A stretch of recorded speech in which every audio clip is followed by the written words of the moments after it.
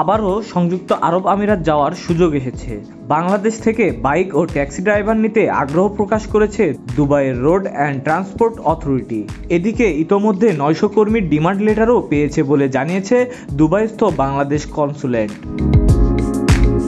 তবে এই পেশায় নিয়োগের ক্ষেত্রে ভাষাগত দক্ষতার ওপর বেশ জোর দিচ্ছে আরটিএ।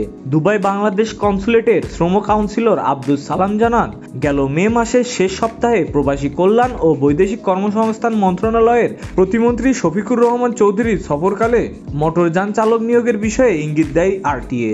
সেই অনুযায়ী প্রথম 500 বাইক রাইডার ও সোমবার আরও 400 বাইক রাইডারের ডিমান্ড লেটার প্রদান করে তারা।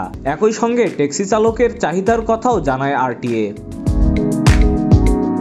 জানা গেছে, দুবাই যেতে আগ্রহী তরুণদের কাছে মোটরযান চালকের চাকরি অনেকটা সোনার হরিণ। এ পেশায় দেশটিতে কর্মরত প্রবাসী বাংলাদেশির সংখ্যাও কম নয়। দুবাই ট্যাক্সির চালকরা জানান, কমিশনের ভিত্তিতে কাজ করতে হয় তাদের। অন্যদিকে ডেলিভারি প্রতিষ্ঠানগুলোতে কাজের সুযোগ পান বাইক রাইডাররা, তারাও কাজ করেন কমিশনের ভিত্তিতে।